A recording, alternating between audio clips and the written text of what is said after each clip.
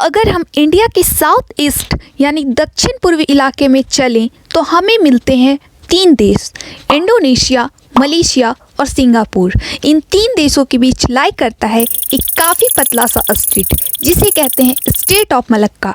ये straight Indian ocean को south China सी से कनेक्ट करता है और ये इतना नैरो है कि अपने नैरोवेस्ट पॉइंट पर इसकी विड्थ सिर्फ 2.8 किलोमीटर्स रह जाती हैं। लेकिन हम आखिर इसकी बात कर क्यों रहे हैं? आखिर क्या है इस स्ट्रेट ऑफ मलक्का में जो इसे इतना खास बनाता है?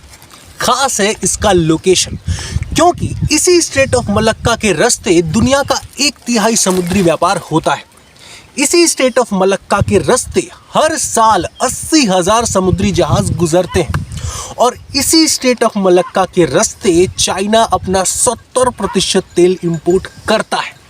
मतलब अगर कभी ये स्ट्रेट ऑफ मलक्का बंद हुआ तो उसका सीधा इम्पैक्ट चाइना की इकोनॉमी पे पड़ेगा।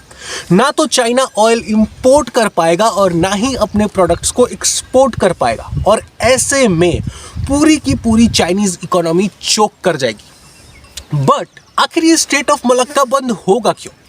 आखिर इस स्ट्रेट ऑफ मलक्का को बंद करेगा कौन? अगर आपको याद हो तो पिछले कुछ सालों में इंडिया और चाइना के बीच काफ़ी डिस्प्यूट्स हुए हैं, जैसे 2017 में डोकलाम को लेकर डिस्प्यूट, 2020 में गालवान को लेकर डिस्प्यूट और 2022 में तावान को लेकर बॉर्डर डिस्प्यूट। चाइनीज़ आर्मी बार बार LAC क्रॉस करके इंडियन टेरिटरी का कुछ हिस्सा हड़पना चाहती है।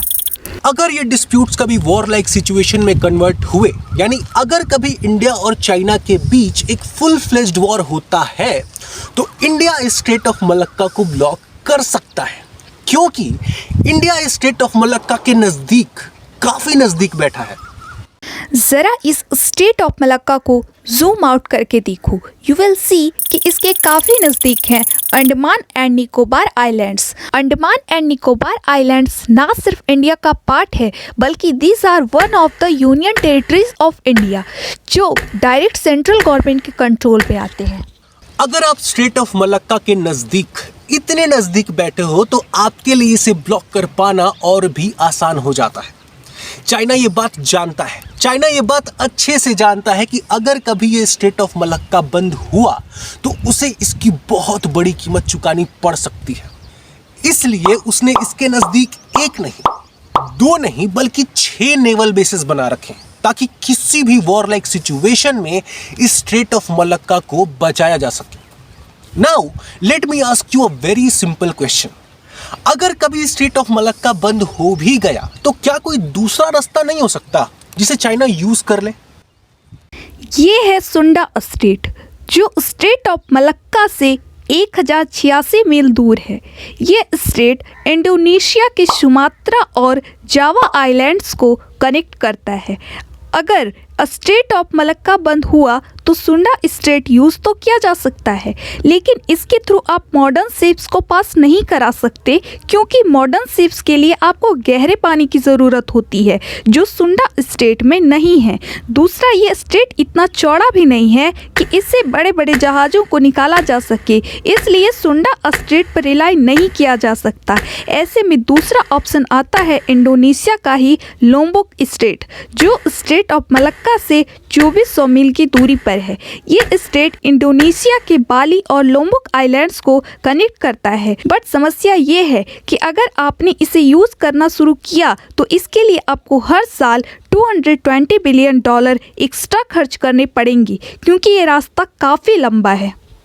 इसलिए चाइना अपने इस मलक्का की दुविधा को सुलझाने के लिए अब दूसरे रास्ते तलाश रहा है, जिसमें सबसे पहला नाम आता है CPEC यानी China Pakistan economic corridor.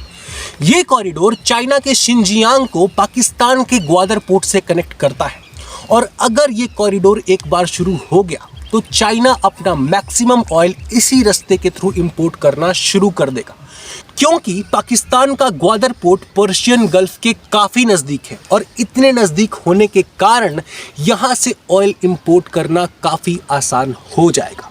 But ये प्रोजेक्ट पेपर पर जितना कूल दिखता है, एक्चुअल में उतना है नहीं। इस प्रोजेक्ट के बनने में और एग्जीक्यूट होने में काफ़ी सारे दिक्कतें हैं, काफ़ी सारी समस्याएं हैं। अगर आप इन सारे डिफ़िकल्टीज़ को देखना चाहते हो तो आप इस वीडियो को जाकर चेकआउट कर सकते हो, जिसमें मैंने इस प्रोजेक्ट के बारे में काफ़ी डिटेल में समझाया है। कुल मिलाकर सारांश ये है कि ये जो स्ट्रेट ऑफ मलक्का है, जिसके थ्रू चाइना अपने मैक्सिमम इंपोर्ट और एक्सपोर्ट करता है, यही चाइना की सबसे बड़ी कमजोरी भी है। और किसी भी वॉर लाइक सिचुएशन में इंडिया, अमेरिका और जापान जैसे देश सबसे पहले स्ट्रेट ऑफ मलक्का को ही टारगेट करेंगे, क्योंकि जैसे ही स्ट्रेट ऑफ मलक्का बंद होगा, चाइना अपने एक्सपेंशनिस्ट पॉलिसी को छोड़ने के लिए मजबूर हो जाएगा।